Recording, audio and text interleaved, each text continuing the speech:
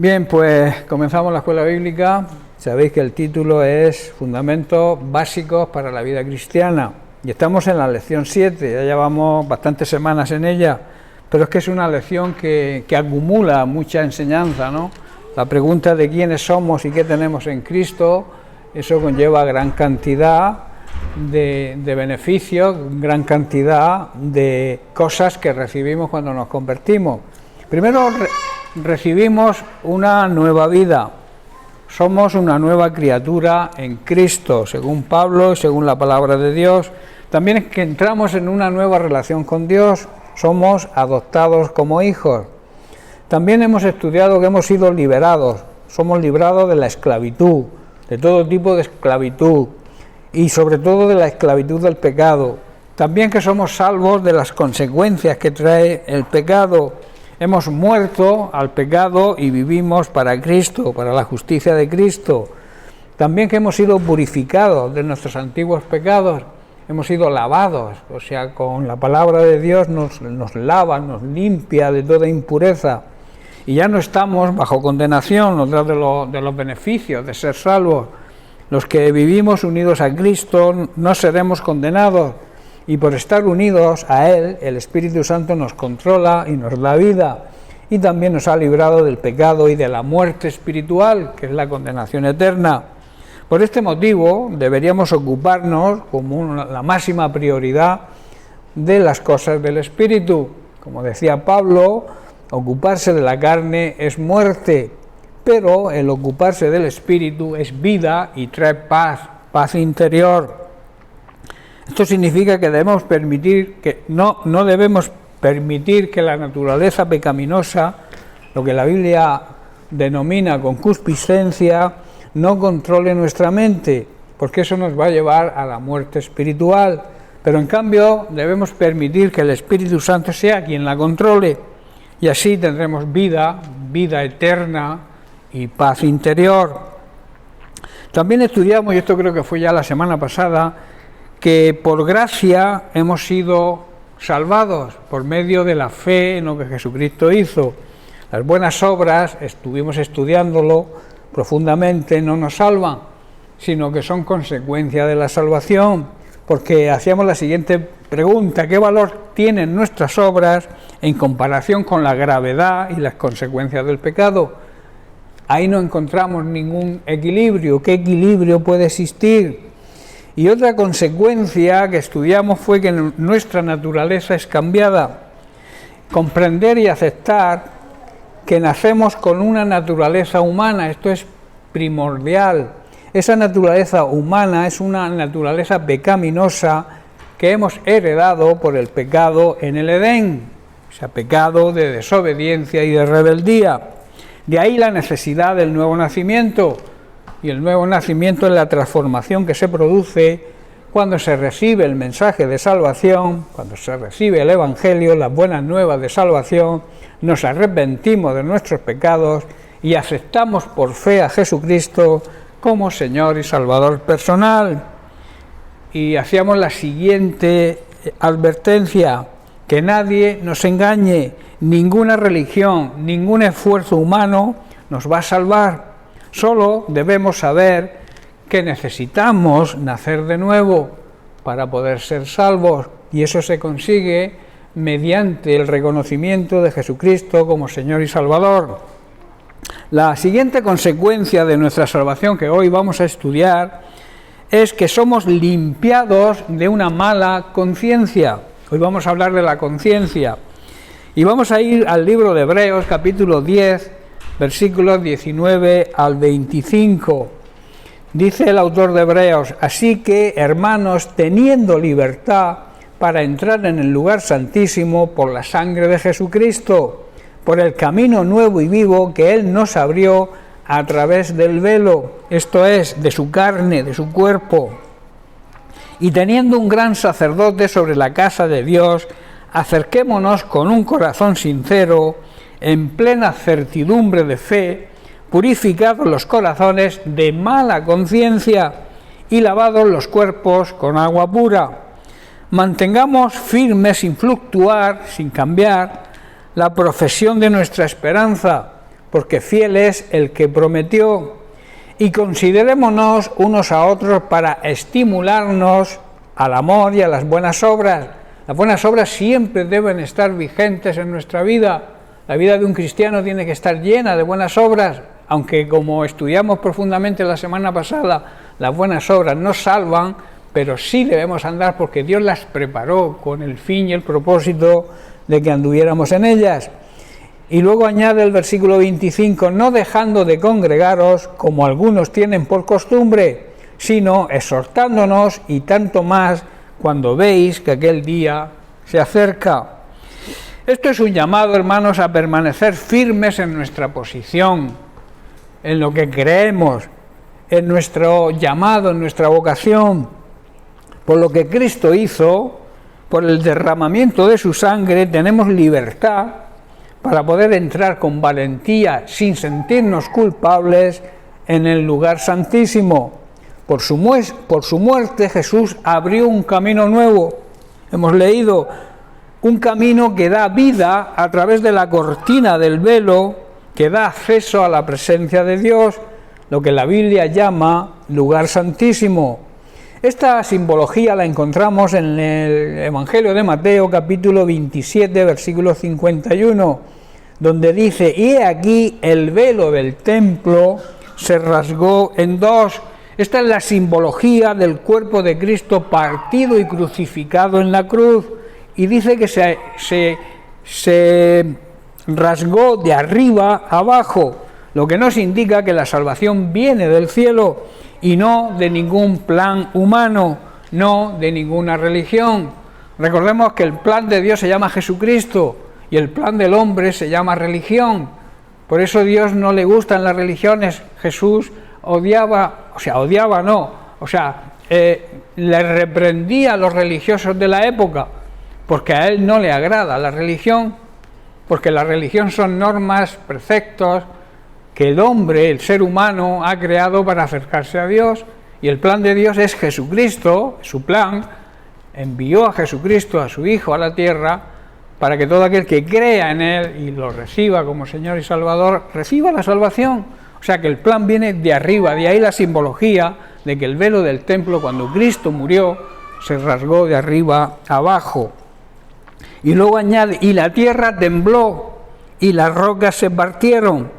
La roca fuerte que es Cristo, su palabra tiene poder para hacer temblar la tierra y desmenuzar las diferentes rocas que existen, que no son otro que las religiones que los seres humanos crean. La roca fuerte que es Cristo desmenuza cualquier otra religión, cualquier otra roca. Y ya que tenemos, añade el escritor, ya que tenemos un gran sumo sacerdote que gobierna la casa de Dios, debemos entrar directamente, o podemos entrar directamente a la presencia de Dios, pero debemos hacerlo con un corazón sincero y con plena confianza en Él. Pues nuestra conciencia, que nos ha avisado como culpables, ha sido rociada con la sangre de Cristo, y a fin de purificarnos, o sea, de limpiarnos de toda suciedad, y nuestro cuerpo que ha sido lavado con el agua pura, con la palabra de Dios pura y sin contaminar. Por eso debemos mantenernos firmes sin titubear en la esperanza que afirmamos, o sea, en la fe que creemos y que confesamos, porque se puede confiar en que Dios siempre cumple sus promesas. A esto se le denomina esperanza. La esperanza es la virtud que hace que creamos en las promesas de Dios y que sepamos que Dios siempre cumple lo que promete. Debemos pensar, eso sí, en la manera de motivarnos unos a otros a realizar actos de amor y buenas acciones, buenas obras. Y algo que nos va a ayudar a conseguirlo es congregarnos con los hermanos de la Iglesia. Esto nos va a ayudar a conseguir que podamos motivarnos unos a otros. Claro, si no nos reunimos, si no nos vemos, no podremos animarnos y desarrollar esas buenas obras que están ahí para que las llevemos a la práctica. Dice el escritor, como otros, algunos tienen por costumbre no reunirse. y otros se reúnen cuando les parece bien o les viene bien. No les apetece reunirse, no están pendientes de reunirnos como los verdaderos creyentes, los verdaderos siervos de Dios y seguidores de Cristo. Desean estar juntos porque somos una familia, somos la familia de Dios, y debe haber un deseo en las familias siempre hay un deseo de ver a los familiares, ¿verdad? Pues ese deseo debe estar dentro de los hermanos de la Iglesia, porque somos familia, y así lo recomienda el autor de Hebreos, que debemos congregarnos y no hacer como hacen algunos, que se congregan o no se congregan o se congregan cuando a ellos les apetece, y más sabiendo que estamos cerca de la segunda venida de Cristo, porque estamos al final de los últimos tiempos. Ahora quiero hablar de la conciencia. Cada persona, cada raza, cada cultura, cada etnia o situación, digamos, económica, tiene su propia conciencia. ¿Qué representa la conciencia en la vida del ser humano? La pregunta que planteamos. Nuestra conciencia es la parte de nuestro espíritu humano que nos dice cuando hemos hecho algo mal y hemos ofendido a Dios y cuando lo hacemos bien. Esa es la conciencia. En Romanos capítulo 2, versículos 14 y 15, Pablo nos dice: porque cuando los gentiles que no tienen ley hacen por naturaleza lo que es de ley, estos, aunque no tengan ley, son ley para sí mismos. Ahora explicaré esto bien. Mostrando la obra de la ley escrita en sus corazones, dando testimonio su conciencia y acusándolos o defendiéndoles sus razonamientos. Esto quiere decir que aun los que no han tenido la oportunidad de conocer a Dios, que hay muchas personas, mucha gente se plantea la pregunta, y aquellos que no tienen la oportunidad de conocer al Señor, de que alguien les hable del Señor, de tener la palabra de Dios, ¿Dios los va a enviar al infierno? Rotundamente no. Aquí Pablo lo explica muy claro, dice, aunque los que no han tenido oportunidad de conocer a Dios, quien no cuentan con la ley escrita de Dios, o sea que no cuentan con la palabra de Dios, con la Biblia, muestran muchas veces que conocen esa ley cuando por instinto la obedecen, aunque no la hayan oído. ¿Estáis comprendiendo? Hay personas que no han oído hablar del Señor, que no conocen a Dios, que no son salvos, que son incrédulos, pero en cambio se comportan de una manera correcta. Saben cuando hacen las cosas bien y también saben cuando hacen las cosas mal. Ahí es a lo que se está refiriendo el escritor de Hebreos, Pablo. Esto demuestra que tienen la ley de Dios, digamos, escrita en el corazón, porque así lo explica el apóstol Pablo, porque su propia conciencia y sus propios pensamientos o los acusan o les indican que están haciendo lo correcto. ¿Estáis entendiendo?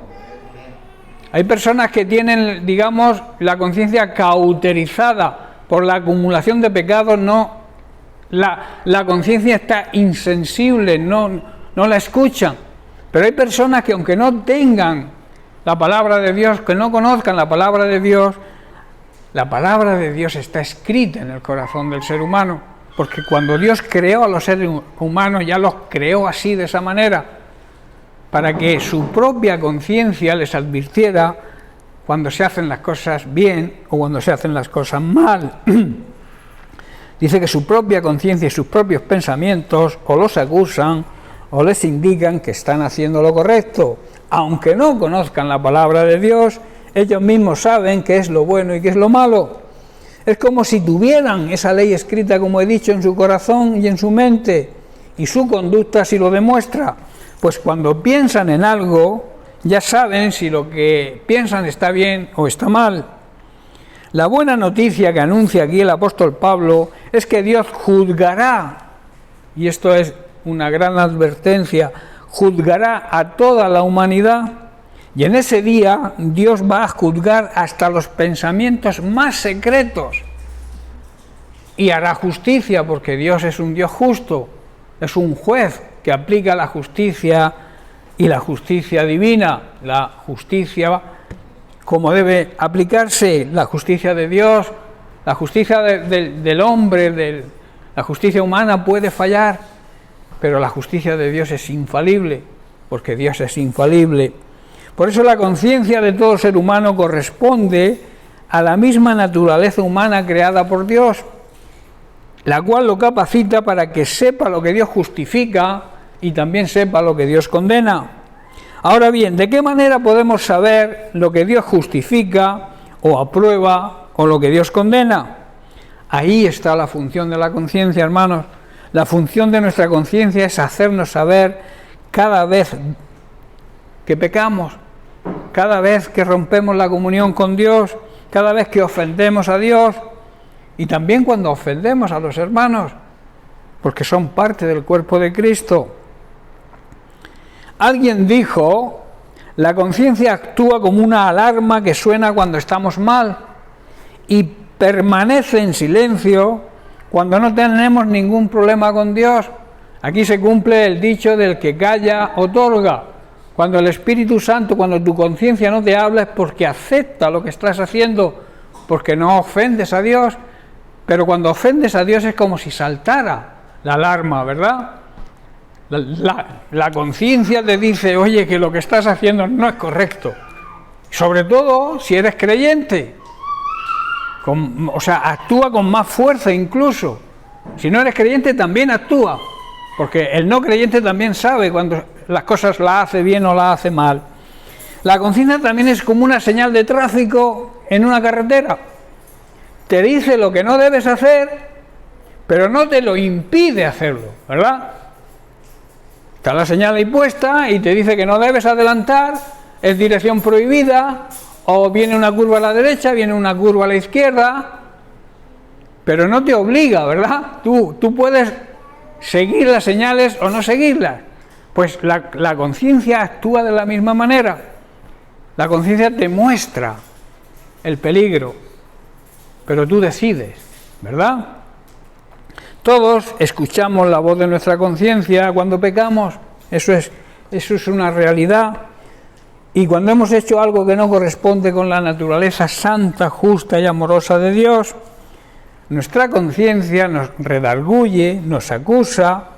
No importa que intentemos suprimir esa voz, que muchos la quieren suprimir, argumentando, esforzándose por tener razón o buscar una excusa porque han hecho las cosas mal. Pero eso, la conciencia, tú no puedes acallarla con eso, porque la conciencia es fiel a Dios, porque la conciencia está puesta por Dios en el espíritu humano. Es parte de la creación del espíritu humano por Dios y está ahí, forma parte de ese espíritu. Por eso, si tú persistes en querer justificarte tus malas obras, querer acallar, lo que se suele decir, acallar la conciencia, estamos engañándonos a nosotros mismos, porque la conciencia va a persistir en condenarnos si las cosas que hemos hecho están mal, y también nos dará la conformidad, quizá con el silencio, cuando actuamos bien. En realidad esto es algo bueno. De otra manera seríamos como una casa sin alarma, ¿verdad? O como he dicho, una carretera sin señales. No nos daríamos cuenta de que estamos siendo desaprobados por Dios. Nuestra conciencia nos deja saber en términos bien claros lo que Dios aprueba y lo que Dios condena. Debido a nuestra conciencia, nos damos cuenta de la diferencia que existe entre hacer el bien y hacer el mal, incluso antes de ser salvos. Cuando no éramos salvos, nuestra conciencia nos mostraba, a mí me pasaba, que éramos pecadores y que necesitábamos una solución para nuestra vida, que necesitábamos un Salvador. Y después de ser salvos, el Señor vive en nuestro espíritu, vive en nosotros, mora en nosotros, y nuestra conciencia es aún más sensible que antes. Nos dice cuando hemos pecado y cuando nuestros pecados crean un problema muy serio entre nosotros y Dios, lo cual interrumpe la comunión. El pecado interrumpe la comunión de intimidad con Él y eso la conciencia te lo muestra de una manera real y eficiente. En 1 de Pedro, capítulo 3, el apóstol Pedro habla de la buena conciencia del creyente. Vamos a leer a partir del versículo 8. Dice: finalmente, sed todos de un mismo sentir, compasivos, amándoos fraternalmente, misericordiosos y amigables. Hermanos, debemos vivir en armonía unos con otros, compartiendo penas y alegrías, practicando el amor fraternal, el amor entre familia, el amor entre hermanos, y además siendo compasivos y humildes, reconociendo nuestras debilidades y nuestra dependencia de Dios. Versículo 9: no devolviendo mal por mal, ni maldición por maldición, sino por el contrario, bendiciendo, sabiendo que hemos sido llamados para que heredemos bendición, porque el que quiere amar la vida y ver días buenos debe refrenar su lengua del mal y sus labios no hablen engaño. Apártense del mal y hagan el bien, busquen la paz y sígala. En otras traducciones dice: persíguela, persigue la paz. Y el versículo 12 dice: porque los ojos del Señor están sobre los justos y sus oídos están atentos a sus oraciones, pero el rostro del Señor está contra aquellos que hacen el mal. Yo creo que habla bien claro, muy clarito el apóstol Pedro, de que Dios, aunque ama a toda la humanidad, Dios nos concede la libertad de hacer lo que nosotros queramos. Él nos señala, como hemos dicho, una señal que nos indica, pero no nos obliga. Dios actúa así, nos indica las cosas que nos van a llevar a la vida eterna, y también nos explica aquellas cosas que nos van a llevar a la condenación, pero nosotros decidimos tomar un camino o tomar el otro, y tenemos la conciencia que nos lo muestra, porque así dice el versículo 16: teniendo buena conciencia, para que en lo que murmuran de nosotros, de vosotros, como de malhechores, sean avergonzados los que calumnian vuestra buena conducta en Cristo. Pedro nos enseña a basar nuestra vida en edificar y en restaurar, nunca en destruir. La vida cristiana tiene que ser la vida de restauración a los demás. Hay personas que están atravesando problemas serios de familia, su estructura familiar se cae, y nosotros, Dios nos ha llamado a restaurar, a cuando veamos un problema intentar por todos los medios, y más si son hermanos en la fe, restaurar esas vidas, porque la vida cristiana consiste en restaurar y edificar, no destruir. Hay personas que con la calumnia, la murmuración, la queja, en vez de construir, destruyen, ¿verdad? Eso es un hecho, es una realidad. Y Pedro nos enseña a que nuestra vida debe ser una vida de edificación y restauración.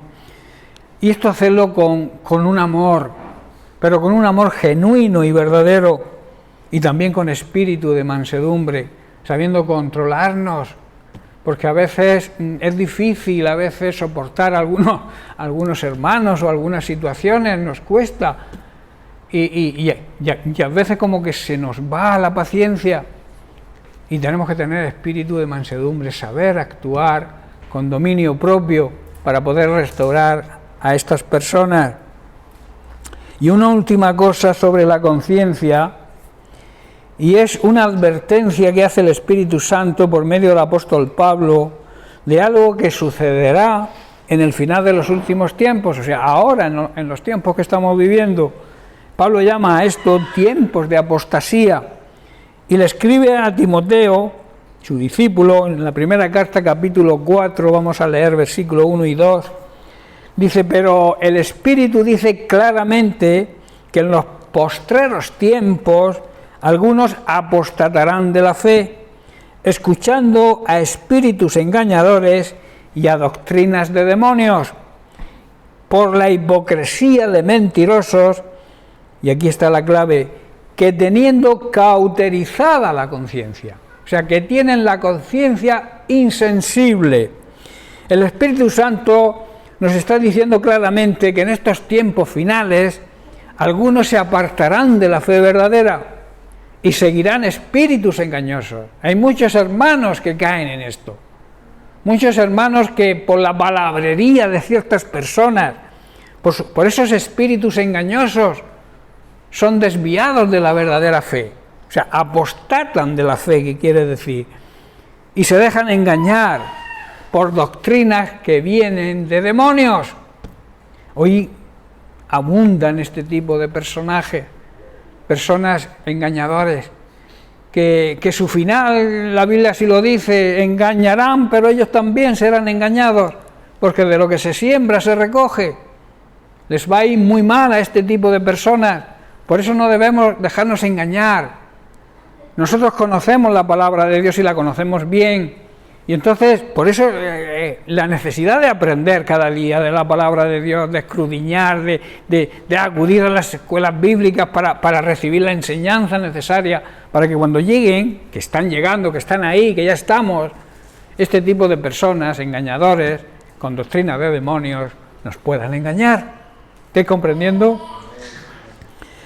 Estas personas, y muchas de estas personas se consideran buenos cristianos, pero son hipócritas y son mentirosas, y tienen muerta la conciencia, tienen cauterizada la conciencia. Cauterizar significa dejar algo insensible. Por ejemplo, cuando te queman una herida, para que cicatrice, la zona que te queman se queda insensible. O sea, te tocas y no lo notas. Por eso ocurre con la conciencia cuando acumulamos pecado tras pecado, que al final pecamos por sistema y la conciencia la tenemos muerta, dice el apóstol. Está muerta y entonces no reacciona. Pero es por culpa del pecado, de la acumulación de pecados. Recordemos, para terminar este punto, cada persona, independientemente de su raza, de su cultura, de su etnia, de su situación social y económica, tiene una conciencia que dicta lo que está bien y lo que está mal. Y es, como he dicho, como una alarma que suena cuando ofendemos a Dios. Amén. Bien, pues la siguiente consecuencia de nuestra salvación es que somos completos en Cristo. En Cristo lo tenemos todo. Estamos completos totalmente en Cristo.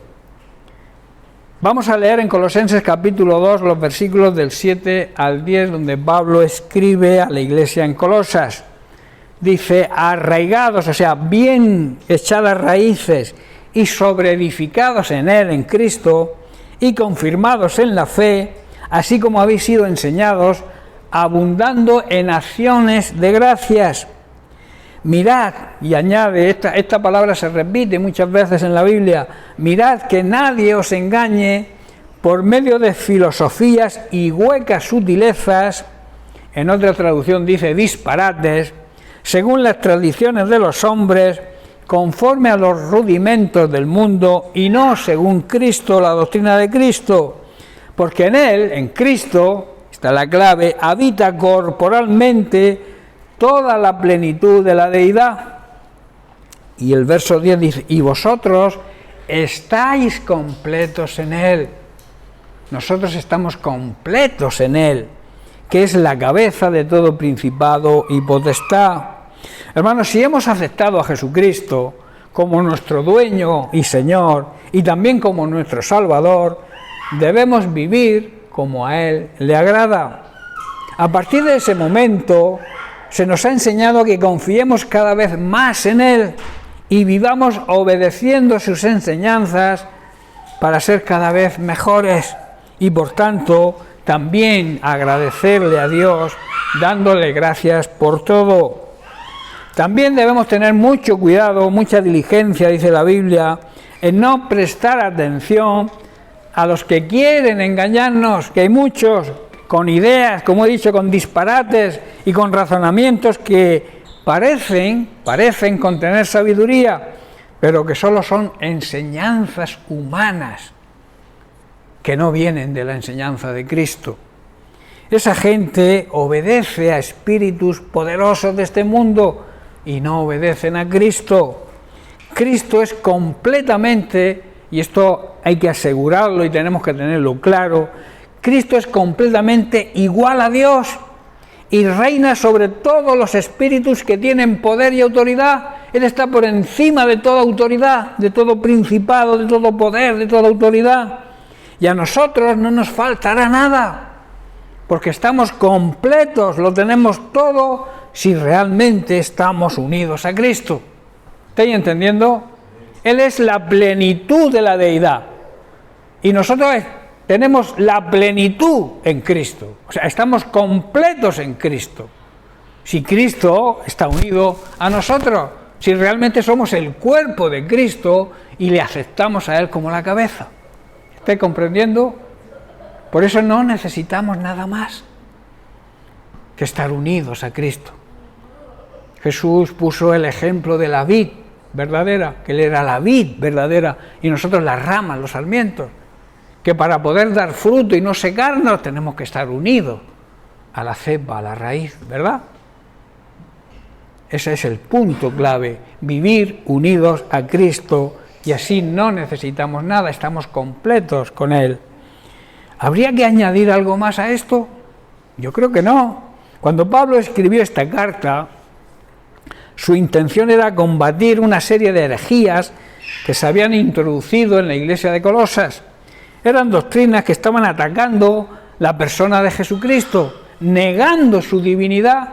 Y lamentablemente hoy también hay muchas llamadas religiones o llamadas iglesias cristianas que niegan su divinidad y también negaban la perfección de su obra redentora en la cruz. No tenían la conformidad, negaban la eficacia de la obra redentora de Cristo. Aquellas falsas enseñanzas eran una extraña mezcla. Por favor, ¿queréis hacer que los niños estén calladitos? Porque yo me descentro. Saliros fuera un momento, callarlos, darle el biberón, yo qué sé. Aquellas falsas enseñanzas, repito, eran una extraña mezcla de judaísmo y las ideas del paganismo. Era una especie de sincretismo de liturgias y normas antiguas del Antiguo Testamento tomadas y con ideas mezcladas con ideas filosóficas griegas y prácticas también orientales. Menudo cóctel, ¿verdad? Y Pablo, al darse cuenta de esta situación, les escribe muy duramente, porque los promotores de todo este sincretismo, el sincretismo es una combinación de teorías, actitudes o opiniones, también un sistema filosófico que trata de conciliar doctrinas diferentes. Ellos querían mezclarlo todo. Ellos supuestamente eran judíos convertidos a Cristo. No eran judaizantes, eran judíos supuestamente convertidos, pero que realmente querían agregar al Evangelio de Cristo todo este sincretismo religioso, toda esta combinación de liturgia del Antiguo Testamento con la filosofía griega y con las prácticas orientales. Por este motivo, Pablo les escribe y les habla con autoridad que en Cristo habita corporalmente toda la plenitud de la deidad. La base de la doctrina cristiana es esta, que en Cristo habita, porque Cristo es 100% hombre y 100% Dios. Y eso, este sincretismo religioso no lo aceptaba. De esta manera, a la obra de Jesús, hermanos, si Jesús es 100% hombre y 100% Dios, a la obra de Jesús no hay que añadir nada más, porque estamos completos con ello. ¿Estáis entendiendo? Al decir que estamos completos en Él, es porque hemos sido liberados del poder condenador que tiene el pecado. del poder de nuestro enemigo, el diablo, del poder de la muerte espiritual, porque hemos resucitado juntamente con Cristo. Y al resucitar con Cristo, el poder de la muerte no tiene nada que ver con nosotros. Hemos sido liberados del poder controlador que Satanás ejercía sobre nosotros. ¿Estáis entendiendo, verdad? Por lo tanto, nadie puede decir que está completo en Cristo si no le tiene morando en su corazón. Para estar completamente en Cristo, para estar completo en Cristo, es necesario que Cristo reine en tu vida. Es necesario que Cristo viva en tu espíritu. ¿Estáis entendiendo? Por eso dice que el Espíritu Santo hace morada en nosotros. El Espíritu Santo que es Dios, Cristo que es Dios, el Padre que es Dios, cuando nos convertimos, vienen a ser morada en nuestro cuerpo, en nuestro espíritu. Somos el santuario donde Dios habita hoy. ¿Hay algo más completo que eso? ¿Podemos añadir algo a eso? ¿A que Dios habite en nosotros? ¿A que seamos su santuario, su templo, donde Él vive, donde Él mora?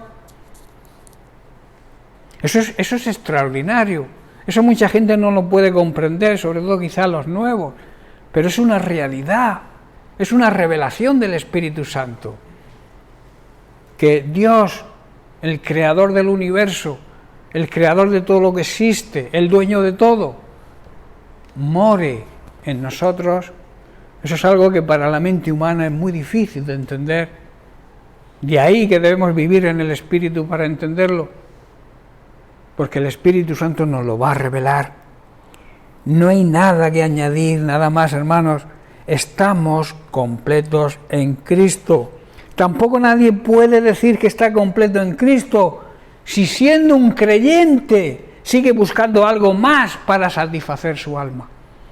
A esto se le llama herejía, querer añadir algo más a la plenitud de Cristo. ¿Estáis entendiendo? Hay muchos cristianos que buscan algo más, otras sensaciones nuevas, otras... Y escuchan teorías y escuchan disparates de los espíritus engañadores que hoy existen y que abundan a nuestro alrededor. Estamos, hermanos, completos en Cristo. Gracias a Cristo estamos completos. Él es nuestro tesoro más preciado y suficiente en nuestra vida, el cual nos guía y nos invita a conocerle más y más y a obedecer para gozar de su plenitud. Hermanos, puesto que en Cristo habita toda la plenitud de Dios en un cuerpo humano, nosotros, sus seguidores, sus discípulos, también estamos completos mediante la unión con Él, el cual es la cabeza de todo gobernante y de toda autoridad, como Pablo afirma en el libro de Efesios capítulo 1, verso 21, que dice: Él está sobre todo principado, autoridad, poder, dominio y sobre todo nombre que se nombra. Ahora Cristo está muy por encima de todo, hermanos. Él fue elevado por Dios el Padre, lo ensalzó hasta lo sumo, hasta lo más alto. Y Dios le dio un nombre que es sobre todo nombre. Y sobre ese nombre dice que se doblará toda rodilla de los que habitan en el cielo, de los que habitamos en la tierra y los demonios del infierno. Todos se van a doblar van a doblar su rodilla ante su grandeza, ante su plenitud. Ahora Cristo, como digo, está por encima de todo. Sean gobernantes, sean autoridades, sean poderes, sean dominios o cualquier otra cosa. No solo en este mundo en que vivimos, sino también en el mundo que vendrá, en el mundo venidero. Y en Gálatas 3, versículo 26, también Pablo nos dice: y nosotros por la fe en Él, en Jesucristo, somos hijos de Dios. Así que esa plenitud que habita en Cristo mora en nosotros. Por eso estamos completos en Él. Él llena todo vacío que se pueda encontrar en nosotros. Cualquier vacío que tú tengas, Dios lo puede llenar con su amor, con su misericordia, con su bondad, con su paciencia. Todo temor también va a desaparecer y toda falta de cariño y de comprensión es satisfecha cuando le recibimos. Por eso es sanado nuestro corazón. Cuando aceptamos a Cristo, el Señor nos sana, tanto física como espiritualmente, porque Él sufrió en nuestro lugar y gracias a sus heridas, según Isaías 53:5, gracias a sus heridas recibimos sanidad espiritual, sanidad física y recibimos por tanto la paz tan necesaria, no la paz que el mundo nos ofrece, que la paz que el mundo ofrece, como suelo decir, desaparece cuando llegan los problemas. La paz que Dios nos da existe aún en medio de los problemas, aunque los problemas sean sumamente difíciles. Si hemos sido sanados, hermanos, de esta manera y hemos sido bendecidos en todo, gracias a Jesús, no tenemos por qué vivir en derrota, tampoco vivir en desánimo o dependientes de algo o de alguien. Si Cristo venció, nuestro triunfo está en la fe en Él. Su victoria es nuestra victoria. Por tanto, alejémonos, y ya estoy terminando, alejémonos de nuestra vida, de todo vicio, de toda cadena, de toda atadura, porque en Cristo somos libres. Como hemos estudiado semanas anteriores, la nueva vida en Cristo nos hace libres de todo tipo de atadura, y como suelo decir, la mayor atadura que tiene el ser humano es la atadura del pecado, y también hemos sido libres de esa atadura. En Cristo podemos vencer el pecado. Cuando Pablo dijo, todo lo puedo en Cristo que me fortalece, está diciendo también eso. Toda fuerza que Dios la tengo en Cristo para poder vencer la atadura del pecado. Así que no digas que no puedes dejar de pecar, porque si tienes a Cristo lo tienes todo, tienes la plenitud, estás completo en Él y tienes el poder y la autoridad para vencer el pecado y toda mentira que venga de parte del diablo, nuestro enemigo. Satanás significa adversario, adversario es nuestro enemigo, ¿verdad? Por eso tenemos ese poder y esa autoridad que debemos ejercitar y que nos viene de Él. Por tanto, debemos alejar de nuestra vida todo vicio que pretenda llenar algún vacío. A veces las personas, los seres humanos, en su ignorancia, quieren llenar vacíos con vicios. Hay personas que tienen un problema y acuden a la bebida. Eso abunda, ¿verdad? Tienen un conflicto familiar y recurren a la bebida, en vez de recurrir a la fuente de vida, en vez de recurrir a Cristo, que es el que realmente va a llenar vacíos. Si tienes un problema, no busques soluciones que te traigan más problemas todavía, ¿verdad? Hay otros que se refugian en la droga. Busca a Cristo, busca llenar ese vacío con el amor de Cristo, para que así seamos llenos de la plenitud de Dios, porque Él lo llena todo. Él está por encima de todo. Si tienes a Cristo, lo tienes todo. Si no tienes a Cristo, no tenemos nada. Busca a Cristo. Busca la sabiduría que encontramos en la palabra de Dios. Cualquier decisión que debas tomar. A veces tenemos que tomar decisiones y decisiones importantes. No te precipites. Hace poco comentaba en un pan de vida sobre la paciencia que hay que tener, el control que hay que tener cuando llega la tormenta. A veces, cuando empiezan los problemas, queremos tomar decisiones rápidas y no nos damos cuenta que en medio de la tormenta es cuando las decisiones se toman mal. Y decíamos que hay un refrán que dice que detrás de la tormenta viene la calma. Y en la calma es en el momento preciso que debemos tomar las decisiones, nunca en medio de la tormenta. Y buscar la ayuda de Dios, porque las tormentas pasan, los problemas también se terminan. Y el sol vuelve a salir y vuelve a brillar. A veces hay una tormenta llena, todo negro, todo se oscurece. Pero dura poco, ¿verdad? Las tormentas no duran mucho. Las tormentas pasan y los problemas también. Y Dios sigue alumbrando. Él es la luz del mundo. Jesús es la luz del mundo. El sol, aunque lo tapen las nubes, sigue brillando. Y cuando las tormentas desaparecen las nubes, vuelve el sol a brillar, ¿verdad? Así que busquemos esa luz de parte de Dios, busquemos esa plenitud de Cristo, busquemos el apoyo de Dios siempre, porque Él está ahí. Su promesa es que estará con nosotros hasta el final, hasta que lleguemos a la meta, hasta que acabe este mundo. Sus promesas están ahí y yo las creo. La esperanza, vuelvo a repetir, es eso, creer que Dios cumple sus promesas. Amén. Bien, pues lo dejamos aquí, seguiremos la semana que viene con más beneficios y más bendiciones que tenemos cuando hemos nacido de nuevo, cuando hemos aceptado a Cristo como Señor y Salvador, o sea, cuando nos hemos convertido. Que Dios les bendiga.